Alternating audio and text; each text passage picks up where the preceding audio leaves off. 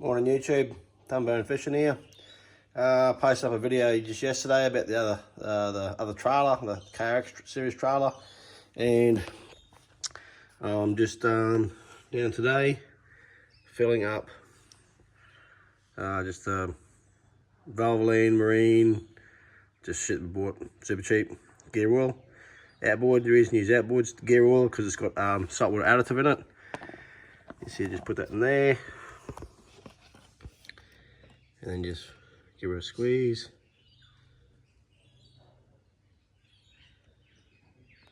The level just go up there. Takes about maybe 300 mil maybe. I think it takes each side. So fair bit of oil volume really. And I fill it up to the top of the sight glass, which leaves the air space at the top. So for expansion. Yeah, she's nearly empty. Open another bottle.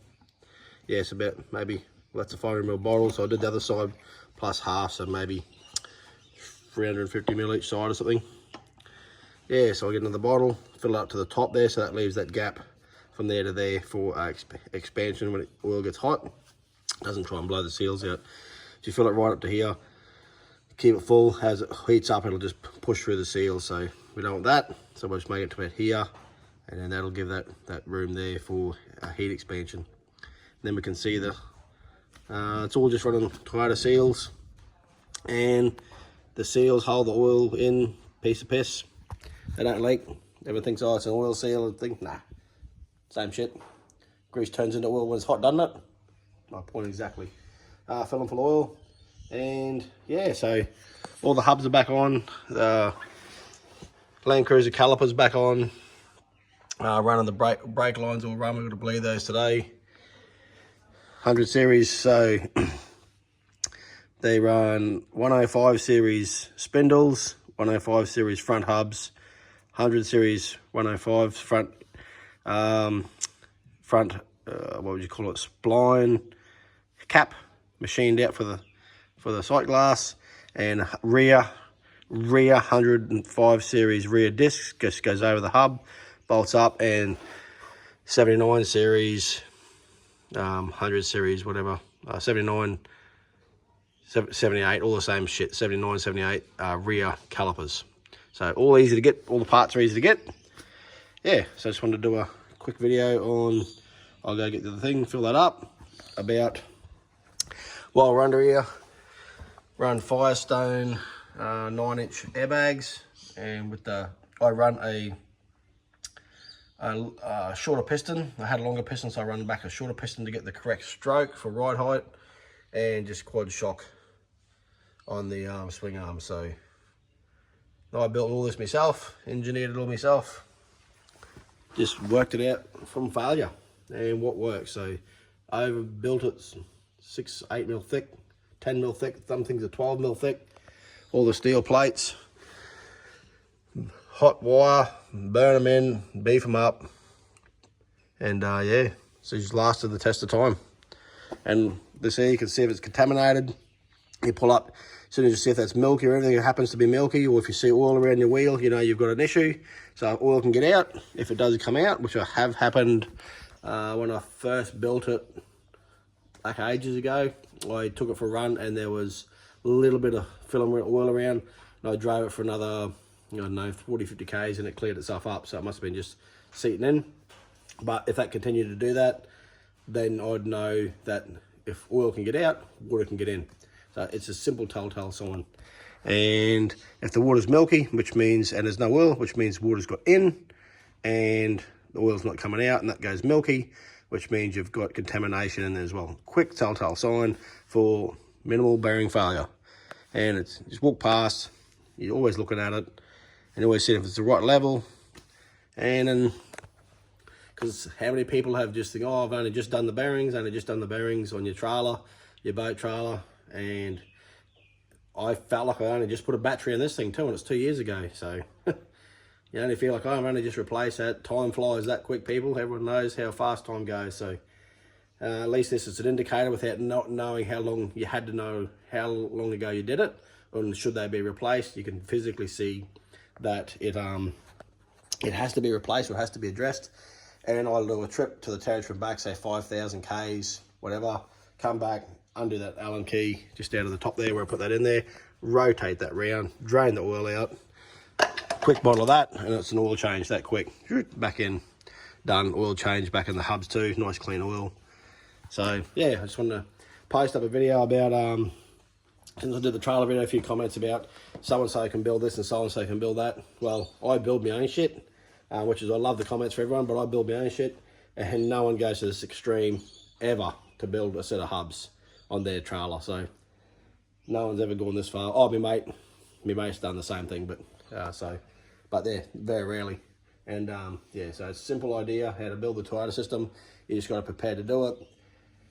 It's replaceable, the parts work, it's reliable, and yeah, it's all simple. The brakes are so good.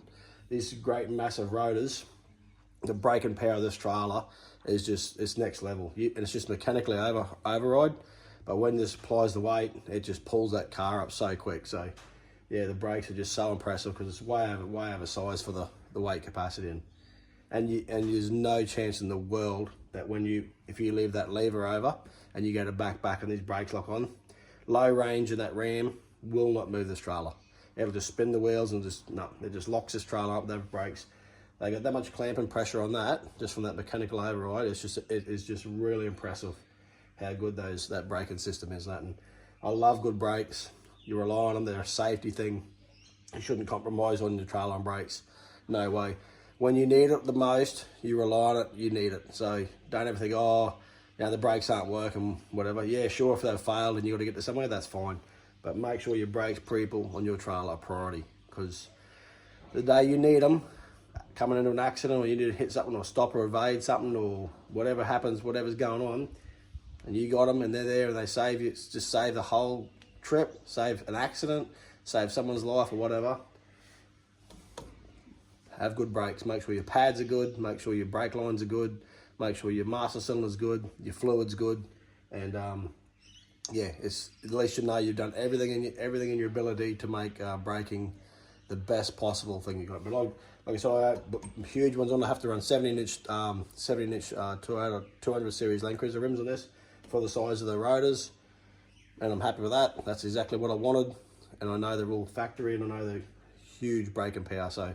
All right, thanks for watching. It's just going to be a short video on my hub system on my Thumburn trailer that some people want to know about.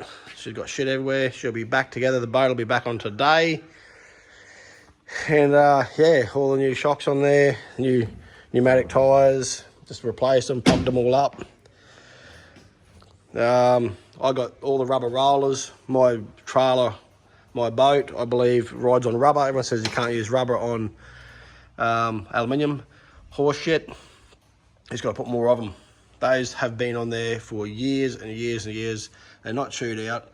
And there's no jarring from, like when you got, say, nylon rollers and that corrugation just impacting that boat. It leaves, years ago I found this out.